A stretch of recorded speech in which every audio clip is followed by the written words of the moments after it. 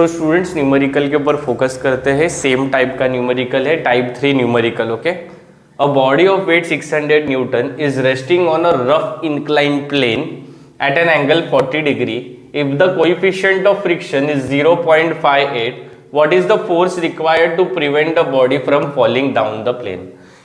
क्या find out करने के लिए बोला है? फोर्स फाइंड आउट करने के लिए बोला है। कब बोला है? अभी केस में बॉडी क्या कर रहा है? नीचे जा रहा है, मतलब फ्रिक्शन किधर लग रहा है? ऊपर लग रहा है। तो हमको कितना फोर्स लगाना पड़ेगा, कितना पी लगाना पड़ेगा जिससे बॉडी नीचे जाने से रुके।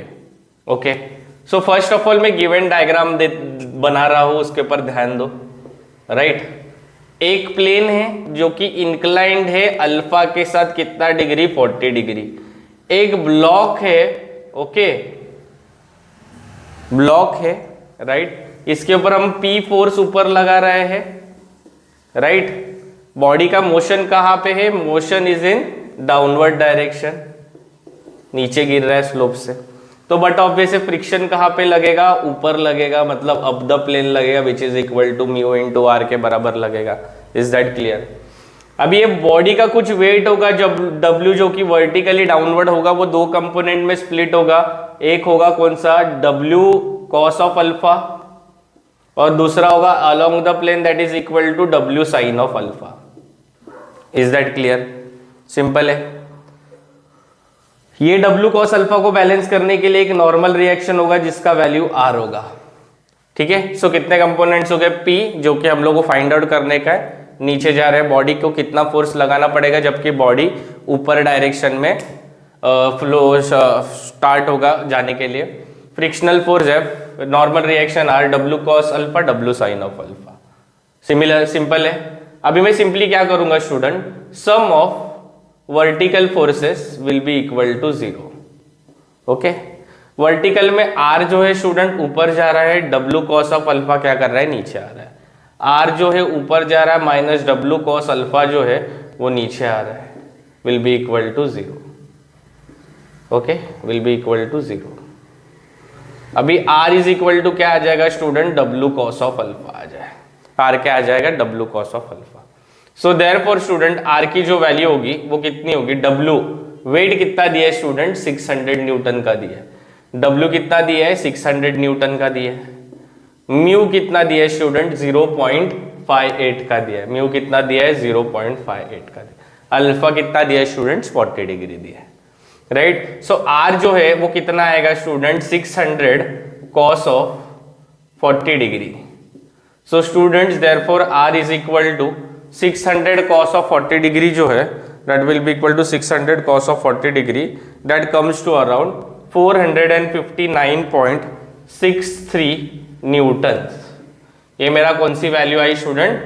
नॉर्मल रिएक्शन की वैल्यू आई। कौन सी वैल्यू आई? नॉर्मल रिएक्शन की वैल्यू आई, जो कि कितनी आई?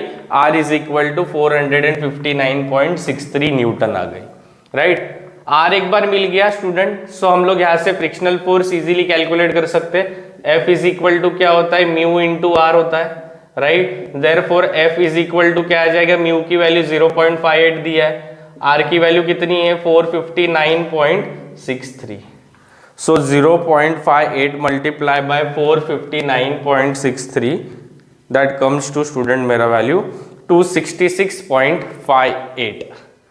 Frictional force F is equal to कितना है? 266.58 न्यूटन। ये मेरा कौन सा वैल्यू आया फ्रिक्शनल फोर्स का? 266.58 Newton. This is the value of my frictional force F। This is the value of what? मेरा फ्रिक्शनल फोर्स F। अभी मुझे क्या P फोर्स फाइंड आउट करना है? Submission of horizontal forces will be equal to 0। F जो है ऊपर लग रहा है राइट में, P जो है राइट में लग रहा है, W है साइन अल्फा जो कि लेफ्ट में लग रहा है। So P plus F minus W sine of alpha will be equal to 0। Therefore P is equal to W sin of alpha minus F। W की वैल्यू क्या है? 600 sin of 40 degree minus frictional force की value आ गई 266.58। सो यहाँ से मुझे value आएगा 600 sin of 40 degree, जो कि आएगा स्टूडेंट्स 385.6 385.67 माइनस 266.58। सो जो वैल्यू आएगा 385.67 minus 266.58, that comes to around 119.09, which is equal to 119.09 Newton.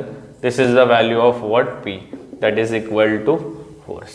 इतना तुम जब फोर्स लगाओगे बॉडी पे P का 119.09, तब बॉडी जो है वो नीचे जाने से रुकेगी। तब बॉडी है वो क्या करेगी? नीचे जाने से रुकेगी। एग्जैक्ट वैल्यू है, डेड एक्यूरेट्स वैल्यूज है। सो होप सो तुमको ये न्यूमेरिकल समझ में आया होगा, राइट? अगर कुछ भी नहीं समझ में आ रहा है न्यूमेरिकल में तो फिर से देखो न्यूमेरिकल, राइट? पूरा प्रॉपरली एक्सप्लेन किया गया है। तो भी नहीं समझ रहे तो कमेंट सेक्शन में पूछो, जो भी पॉसिबल वे होगा आपके कंसेप्ट्स क्लियर करने का हम लोग ट्राई करेंगे, आपके कंसेप्ट्स क्लियर हो।